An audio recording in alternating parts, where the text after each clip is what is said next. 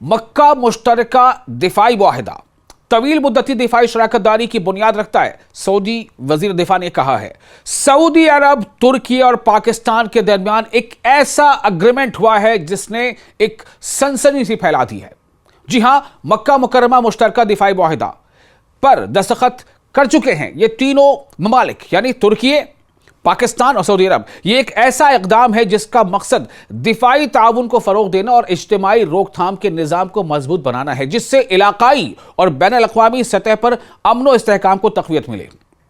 सबसे अहम बात क्या है कि तुर्की, पाकिस्तान और सऊदी अरब, इनमें से किसी एक मुल्क पर भी अगर किसी तरह का कोई हमला होता है तो ये तीनों मुल्कों पर हुआ हमला समझा जाएगा और तीनों मुल्क मिलकर इसका जवाब देंगे। ये काफी अहम मुद्दा इसका है। मुआहिदे पर दस्तखत मक्का मुकर्रमा मुश्तरका दिफाई सरबराही इजलास के दौरान हुए, जिसमें सऊदी वली अहद शहजादा मोहम्मद बिन सलमान, तुर्की के सदर रजब तैयब एर्दोगान और पाकिस्तान के वजीर आजम मोहम्मद शहबाज शरीफ शरीक हुए। इजलास में रहनुमाओं ने तीनों ममालिक के दरमियान मुमताज ताल्लुकात का जायजा लिया और बाहमी दिलचस्पी के मुतअद्दिद इलाकाई व बैन अल-अक़वामी उमूर पर तबादला ख्याल किया।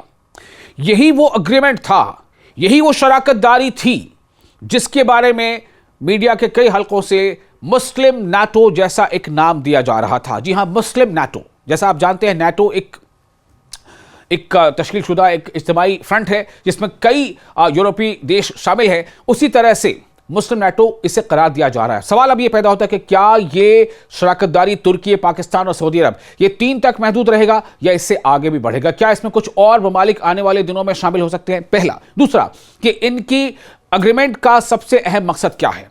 अगर इन तीनों ममालिक को खतरा है तो किससे है? आगे इस पर बात करेंगे। मुआहिदे में जो तीनों ममालिक को जोड़ने वाले तारीखी व इखलाकी रवाबित, मुश्तरका स्ट्रैटेजिक मफादात और उनके दरमियान कायम दिफाई ताउन पर मबनी है। सऊदी अरब, तुर्की और पाकिस्तान की अपनी इज्तिमाई सिक्योरिटी को मजबूत बनाने, इज्तिमाई यानी तीनों को मिलाकर टोटलिटी में इज्तिमाई सिक्योरिटी को मजबूत बनाने और खित्ते व दुनिया में सिक्योरिटी, अमन और इस्तेहकाम के क़याम में ताउन करने की ख्वाहिश का इरादा किया है।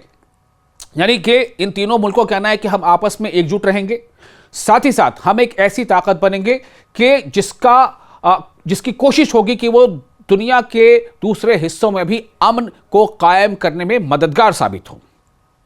सऊदी वज़ीर दिफा शहजादा खालिद बिन सलमान ने इस बात पर जोर दिया है कि सऊदी अरब, तुर्की और पाकिस्तान के दरमियान तय पाने वाला मक्का मुकर्रमा मुश्तरका दिफाई मुआहिदा तीनों ममालिक के दरमियान तवील मुद्दती दिफाई शराकतदारी के तस्वीराती दायरे कार की बुनियाद रखता है। वजीर दिफा ने अपने सरकारी एक्स अकाउंट पर जारी एक बयान में वाज़ेह किया कि यह मुआहिदा मुश्तरका दिफाई हिफाजती तदाबीर को मजबूत बनाता है और तीनों ममालिक के दरमियान दिफाई हम आहंगी व बाहमी ताउन को ठोस बनाता है।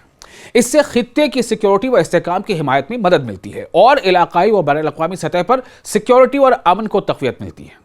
अब आप सोचें कि 3 ऐसे देश हैं, तुर्की, सऊदी अरब और पाकिस्तान। पाकिस्तान जिसे दुनिया जानती है कि वो एक एटमी ताकत से लैस एक देश है, एक मुल्क है।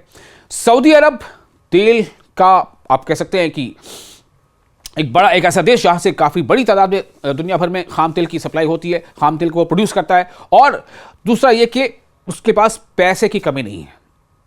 तुर्की जिसके पास अच्छा खासा तजर्बा है, मिलिट्री माइट है, तजर्बा है, टेक्नोलॉजी है। तो टेक्नोलॉजी, मिलिट्री और पैसे, इन तीनों का मेलजोल, तजुर्बा, सब कुछ एक साथ सामने आ रहा है।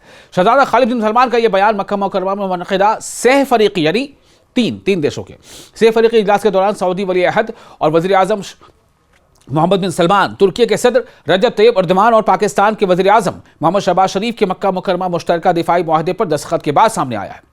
यह मुआहिदा इज्तिमाई दिफाई यानी डिफेंस हिफाजती तदाबीर को मजबूत बनाने और तीनों मुल्कों के दरमियान दिफाई ताउन को, डिफेंस कोऑर्डिनेशन को और दूसरे कई पहलुओं को फरोग देने का हदफ रखता है। यानी इनका जो निशाना है, इनका जो एम एंड ऑब्जेक्टिव है। इसके मतन में बयान किया गया है कि एक तस्वीराती शराकतदारी के दायरे कार के तहत किसी एक मुल्क पर भी होने वाला कोई भी मुसल्लह हमला तमाम फरीकों पर हमला तस्वर किया जाएगा। यही वो बात है जो सबसे पहले मैं आपसे कही थी। इसका मकसद सिक्योरिटी और इस्तेहकाम की हिमायत करना और मुश्तरका चैलेंजों का मुकाबला करना है। अब सवाल यह पैदा होता है कि क्या किसी मुल्क को आमतौर से खतरा है किसी दूसरे से? अभी हाल के दिनों में आप देखें सऊदी अरब पर ऐसा लग रहा है कि हौसी जो है वो सऊदी अरब को किसी न किसी एंगल से परेशान कर रहे हैं। यमन में जो हौसी फाइटर्स हैं वो मुसल्लह ग्रुप है, तो क्या मुसल्लह ग्रुपों के हमलों को भी ये माना जाएगा कि ये हमला तीनों में से तीनों पर हमला है? तुर्की पर भी हमला है, पाकिस्तान पर भी हमला है, सऊदी पर भी हमला है, या फिर कि बाज़ाब्ता किसी एक देश की जो अपनी मिलिट्री ताकत होती है उससे किसी आने वाले खतरे को ऐसा माना जाएगा? तस्वुर क्या ऐसे किया जाएगा? अगर पाकिस्तान पर हमला हो सकता है तो कौन है जो पाकिस्तान पर हमला कर सकता है? और क्या अगर पाकिस्तान पर वहां से हमला होता है तो क्या फिर वो दोनों देश जो तुर्की और सऊदी अरब वो पाकिस्तान के साथ खड़े नजर आएंगे? जो इसमें निकात शामिल है, जो शराइत है वो यही है। क्या तुर्की पर अगर हमला होता है, जैसे कि कई बार इसराइल की तरफ से कुछ ऐसे बयान सामने आते रहे हैं जिससे ऐसा लगता है कि क्या इसराइल जो है माजी में कभी ऐसा प्लानिंग उसकी है, ऐसा कोई मंसूबा है कि वो सीधे सीधे जो तुर्कियों को हमले में खींचे, इस जंग में खींचे, तो क्या तब सऊदी अरब और पाकिस्तान दोनों मिलकर तुर्की का बचाव करेंगे? मतलब ऐसे कई सवाल हैं जो सामने आ रहे हैं। और सबसे बड़ा सवाल यह भी है कि क्या इसमें और भी कुछ देश शामिल होंगे? क्या यूएई भी आगे चलकर इसमें शामिल होगा? क्या कतर भी आगे चलकर इसमें शामिल होगा? क्या ईरान भी आगे चलकर इसमें शामिल होगा? सवाल बहुत है, जवाब के लिए हमें थोड़ा इंतजार करना होगा।